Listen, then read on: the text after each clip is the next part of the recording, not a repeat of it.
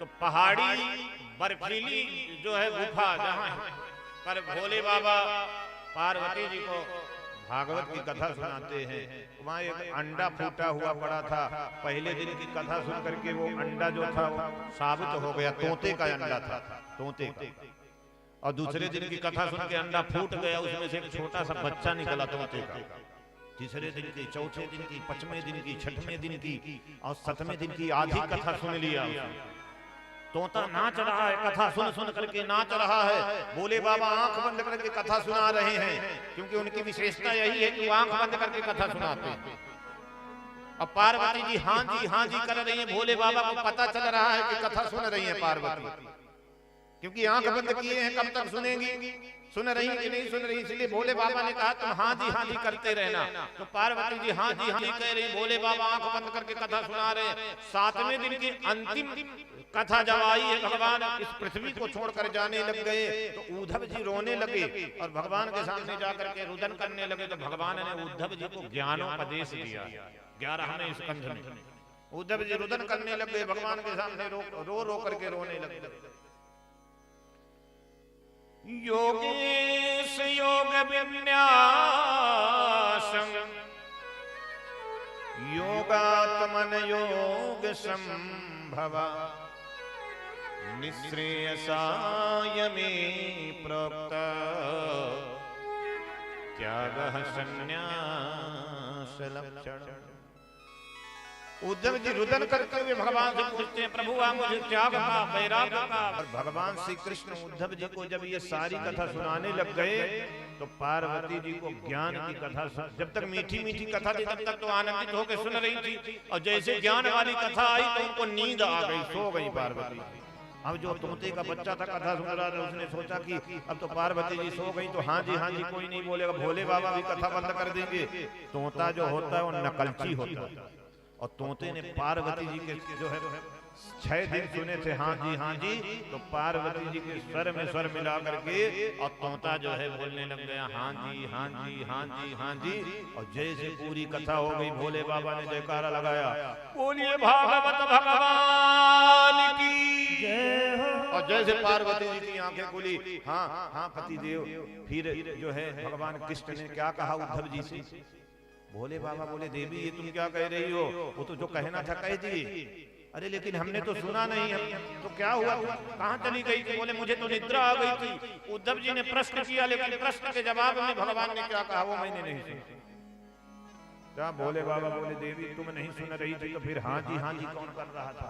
जैसे पीछे की तरफ मुड़ करके देखे तो तोते का जो बच्चा था वो नाच रहा था। लखी जिन लाल की मुस्कान, तिनहि बिसरी वेद विधि, जप जोग संयम ध्यान, नेम व्रत आचार पूजा, पाठ गीता ज्ञान, रसिक भगवत दृगदयी यस खींच के मुख में आन। जिसने भगवान की एक बार छवि का दर्शन कर लिया हो, एक बार स्वरूप का दर्शन कर लिया हो, वो दुनिया को भूल जाता है और फिर भगवान के भक्तिमय हो जाता है। इसी तरह सुखदेव जी का हाल है, वो तोते का हाल है, बच्चे का। एक बार भागवत की कथा सुन लिया भगवान की सुंदर सुंदर लीलाओं को, तो कथा के माध्यम से दर्शन कर लिया भगवान। और तोते का बच्चा जो है नृत्य कर रहा, नाच रहा है, मगन हो गया, आनंदित हो गए, मगन होकर नाच रहे। भगवान भोले बाबा की नजर पड़ी तो देखे तोते का बच्चा उछल रहा था। हाँ जी कह के तब समझ गए कि यही है जो हाँ जी कह रहा था। लेकर के त्रिशूल भागे, भोले बाबा आगे और तोता पीछे जो है भोले बाबा त्रिशूल लेकर के दौड़ रहे, क्योंकि कथा जो है पांडाल कथावाचक के सामने बैठ करके सुनना चाहिए, यहाँ वहां से छिप करके कथा नहीं सुनना चाहिए, नहीं तो कथा चोरी करने का जो है दोष लग जाता है। बहुत लोग सोचते होंगे हमारा घर बगल में है तो हमको नीचे उतरने की क्या जरूरत है। बहुत लोग छत में बैठ के आड़ में यहाँ वहां से जो है बहुत गली में दुकान में बैठ के सुन रहे होंगे। नहीं, कथा यदि आप दुकान में बैठे हैं, काम में लगे हुए हैं, तब अलग बात है। यदि आप सिर्फ कथा ही सुन रहे हैं अपने घर में बैठ करके, तो घर में से बाहर आकर के कथा सुनना चाहिए, पंडाल में आके कथा। जहाँ व्यास जी की नजर पड़ जाए ऐसी जगह में कथा सुनने का लाभ जो है कई गुना ज्यादा मिलता है। पीछे आगे पीछे यहाँ वहाँ जो है बैठ करके छिप करके कथा सुनने से दोष लगता है। और इसीलिए महाराज भोले बाबा जो है त्रिशूल लेकर के उस तोते के बच्चे के पीछे दौड़ पड़े कि कथा की चोरी किया है, पीछे बैठ के कथा सुना। वहां से भागते हुए सीधा उत्तराखंड गंगोत्री यमुनोत्री केदारनाथ बद्रीनाथ होते हुए ऋषिकेश और हरिद्वार में वेद व्यास जी का आश्रम है। उनकी पत्नी पिंगला है, उनको जौहाई आई है और तोते का बच्चा उड़ता उड़ता आया और उनके मुंह मार्ग से सीधा पेट के अंदर चला गया। और यही तोते का बच्चा 12 वर्ष तक माँ के पेट में रहता है। और 12 वर्ष के बाद एक दिन इनकी जो वेद व्यास जी की पत्नी है पिंगला, इन्होंने कहा कि पति देव जब मैं रात में सोई रहती हूँ तो मेरे पेट में से कोई मंत्र बोलता है, कोई पेट के अंदर श्लोक बोलता है, मंत्र बोलता है, ऐसा लगता है कोई वेद पाठ कर रहा है, मेरे पेट में आवाज आती है।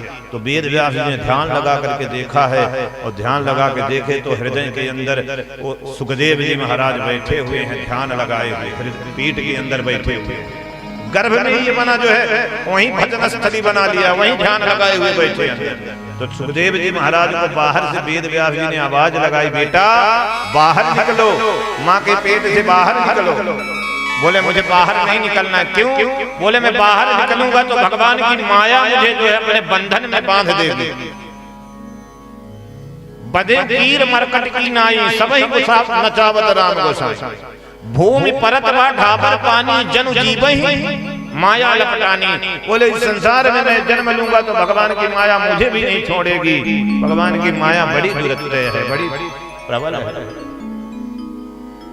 जैसे पानी की बूंद साफ साफ गिरती है, गोसाई तुलसीदास जी लिखते हैं कि ऊपर से तो पानी निर्मल गिरता है, लेकिन नीचे गिरने के बाद में जैसी मिट्टी होती है वैसा पानी हो जाता है। कि भूमि परत ढाबर पानी, भूमि परत ढाबर पानी, भूमि परत ढाबर पानी, भूमि परत ढाबर पानी, जननी भूमि परत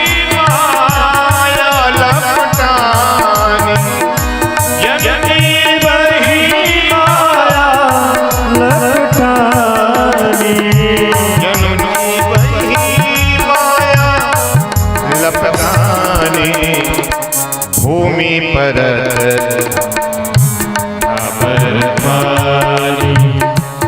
भूमि परत ढाबर पानी, भूमि परत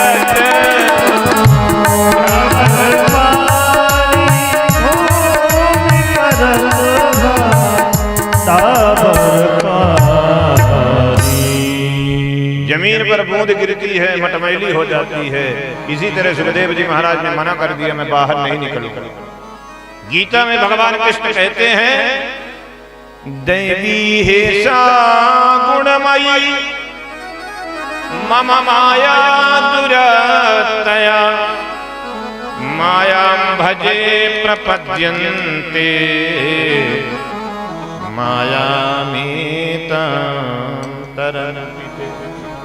भगवान की माया जो है बड़ी दुर्लभ है, माया जो है सबको वशीभूत कर लेती है। सुखदेव जी बाहर आने से मना कर दिए, बोले एक शर्त पर मैं बाहर आऊंगा, यदि द्वारिकाधीश कृष्ण स्वयं आकर के बोले कि मेरी माया तुम्हें नहीं व्यापेगी तब मैं बाहर निकलूंगा। फिर भगवान स्वयं आए हैं, आकर के बोले हैं, तब सुखदेव जी महाराज का जन्म हुआ। यही सुखदेव जी महाराज गुफा के अंदर जाकर भगवान का भजन करते हैं। जब राजा परीक्षित को श्राप लगता है तब यही सुखदेव जी महाराज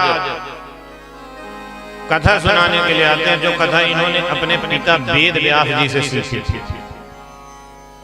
पहले तो ये निर्गुण निराकार का दर्शन करते हैं, निर्गुण निराकार का भजन करते हैं। भगवान के दो रूप हैं, एक निर्गुण है और एक सगुण है।